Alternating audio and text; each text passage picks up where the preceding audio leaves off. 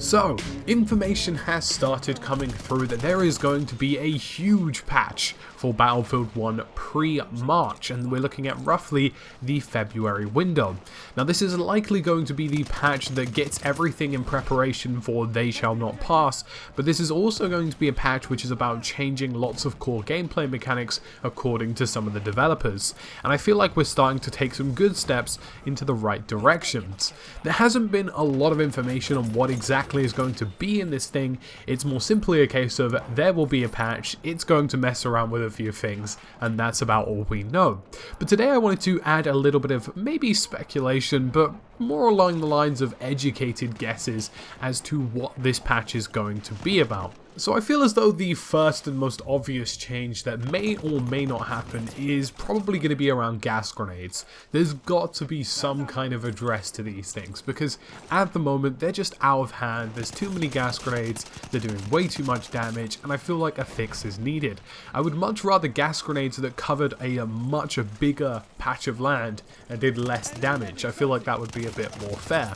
At the moment they're doing something like 15 damage every few seconds or every second or so, and I feel like that can be cut down to maybe 5 damage, but being much larger in size just to even things out a little. The next thing I think is most obvious on the list is grenade and explosive spam. At the moment in Battlefield 1 we have taken probably the equivalent of about 15 steps back from Battlefield 4. Battlefield 4 had a hell of a lot of explosives, but eventually they were quite well tamed under lots of good systems. But eventually things seem to have boiled over in Battlefield 1 that we don't have any of those systems in place. So for example, a simple fix would be that grenades should just take a hell of a lot longer to be refilled from an ammo pack. The same should apply to anti-tank grenades, anti-tank rounds. In fact, pretty much all explosives should take significantly longer to reload from an ammo pack, so that the player consciously has to wait on the ammo in order to regain explosives.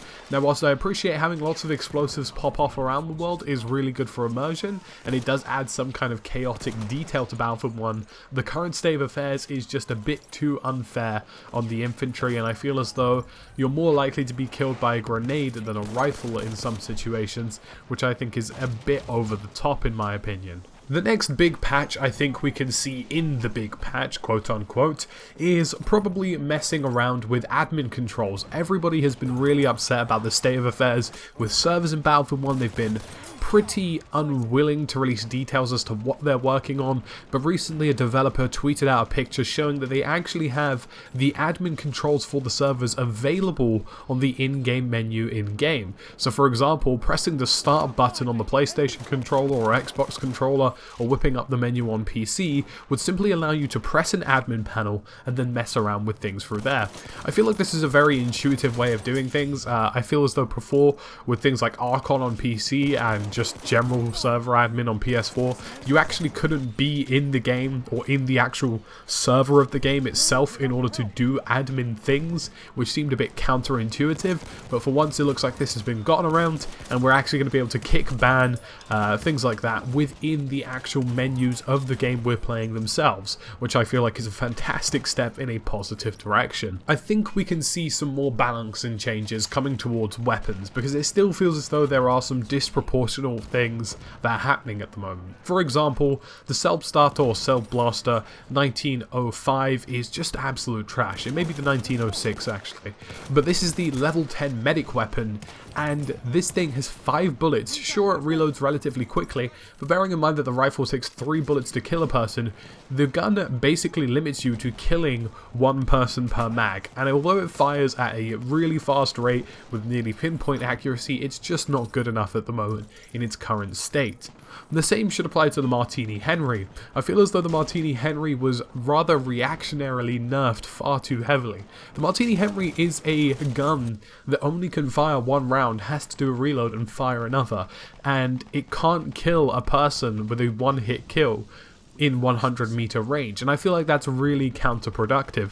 I feel like the drop-off or drawbacks of using the one-shot reload mechanism should be accompanied by a positive of at least a one-hit kill by 100 meters, and then the damage should drop off significantly after 100 meters to stop people getting one-banged by Martini Henrys across the map. But again, definitely something I feel as though is going to be messed around with on the whole. Again, on the balancing side of things, I feel like some more rejigging is going to be done to the LMGs. They just seem to have not been able to do them right in Battlefield 1 in a way that would make them cohesively work with other weapons. The Barstorm at the moment is pretty much the god gun of the LMG classes, maybe even arguably the whole game at the moment, which is a bit unfortunate. The same thing applied to the MG15 before the most recent patch. It was really powerful in the MG15 Storm, then they nerfed it, now it's really trash, now they're going to have to probably bring it back. And I feel like the problem that they're having with balancing as a whole is they're doing lots of reactionary nerfs that are far too harsh rather than trying to find a middle ground. So hopefully we'll see some more middle ground nerfing as opposed to let's just completely destroy this weapon because it's too good, and then maybe people will stop complaining.